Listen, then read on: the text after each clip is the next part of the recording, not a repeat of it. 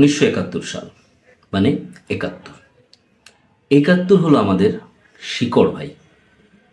হ্যাঁ, ওই সময় আমরা এখন জানতে পেরেছি যে মেজর ডালিম স্যার ওনার উসিলায় আল্লাহ তালা ওনাকে অবশ্য আমাদের সামনে এনেছেন ইলিয়াস ভাইয়ের মাধ্যমে।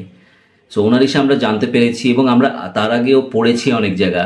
যাদের আসলে পড়ার ইচ্ছা আছে, যাদের আসলে সঠিক ইতিহাস জানার ইচ্ছা আছে, তারা জানতে পেরেছি যে ওই সময়টাতে এটা একটা গেম ছিল, একটা নাটক ছিল। কিন্তু নাটক হোক আর যাই হোক, এই যে 3 লাখ মানুষ, হ্যাঁ বলতো তো 30 লাখ, কিন্তু আসলে 3 লাখ, সেই 3 লাখ মানুষ যে মারা গেছে এবং যারা যুদ্ধ করছে, যারা সঠিক মুক্তিযোদ্ধা, যারা এই যুদ্ধ করে দেশটাকে স্বাধীন করছে, তাদের ত্যাগ আমরা বলতে পারি না।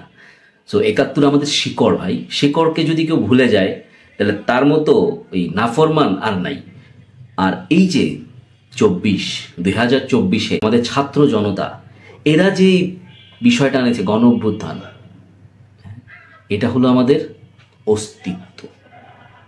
ওই যে 71 আমরা শিকড়টা দিয়ে রেখেছিলাম, আমাদের বাবারা, আমাদের দাদারা, আমাদের চাচারা, হ্যাঁ দাদার দাদারা, তারা অনেকেই, তারা সে সময় 71 একটা শিকড় গেড়ে রেখেছিল যে আমরা যুদ্ধ করতে জানি, তোমরা নাটক করো আর যাই করো, নাটকের হলেও আমরা আছি।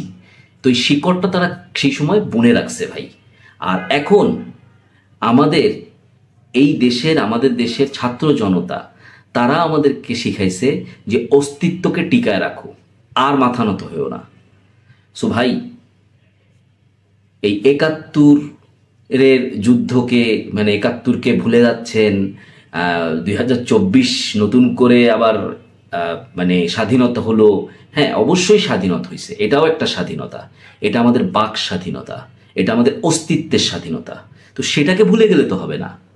শুধু শুধু আপনারা আজাইরা কথাবার্তা বলবেন। আর এই যে আসলে এই 71 আর 24 নিয়ে যে গেমটা খেলতেছে না, এই গুজবের সময় শেষ ভাই। এখন আমরা বুঝি যে এগুলা খেলে কারা। সেসব খেলাটালা বন্ধ করেন, স্বীকার করেন 71 আমাদের শিকড় আর 2024 আমাদের অস্তিত্ব। আমরা আমাদের অস্তিত্ব টিকায় রাখার লড়াই শিখে গেছি। হ্যাঁ, অস্তিত্ব আমরা এখন টিকায় রাখতে চাই, পারবো। আমাদের এখন, আমি আজকে কথা বলছি, আমি বলতে চাচ্ছি, হ্যাঁ অনেকে বলতেছে, অনেকে হয়তো ইউটিউবার হতে চাচ্ছে শুভ।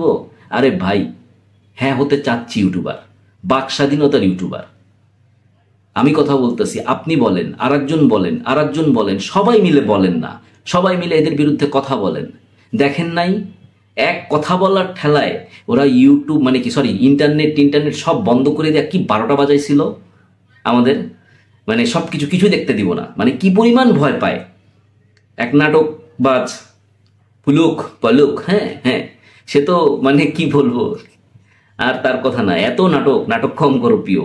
সো এই যে আওয়ামী শয়তানরা যারা আছেন এখন, দুষ্কৃতিকারীরা, খবরদার, সাবধান, একদম ভালো হয়ে যান।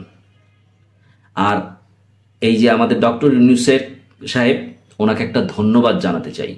কারণ রিসেন্টলি একটা প্রেস বিজ্ঞপ্তি আসছে ওনার যিনি রিপ্রেজেন্টেটিভ আছে তার কাছ থেকে, যে যারা এই যে লিফলেট বিলি করতেছেন না, গ্রেফতারি করো না, একদম গ্রেফতার করতে বলছে।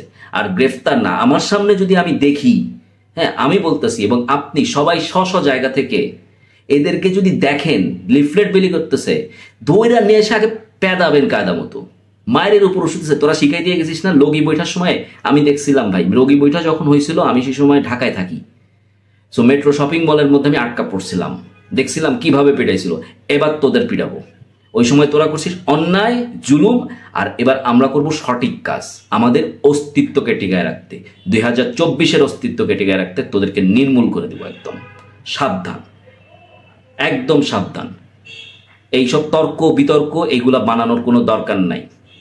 বহুত এক সময় বানাইছো, গুজবে কান দিবেন না, তোমরাই গুজবে কান দিবেন না বানায়, তোমরাই গুজব করা শুরু করে দিছো। সেসব আল্লাহর রাস্তায় বাদ দাও, ভালো হয়ে যাও। ভালো হইতে পয়সা লাগে না। হ্যাঁ, তোমাদের তো পয়সা লাগে, তোমাদের তো পয়সা ছাড়া কিছু হয় না। তোমাদের মায়ের হবে, তাইলে এমন মায়ের হবে বাবা, টের পাবা না। সো ভালো থাকেন সবাই, এটাই কথা ছিল।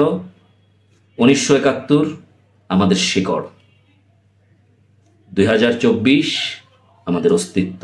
আমরা আমাদের অস্তিত্বর লড়াই ইনশাল্লাহ জয়ী হব। ধন্যবাদ সবাইকে।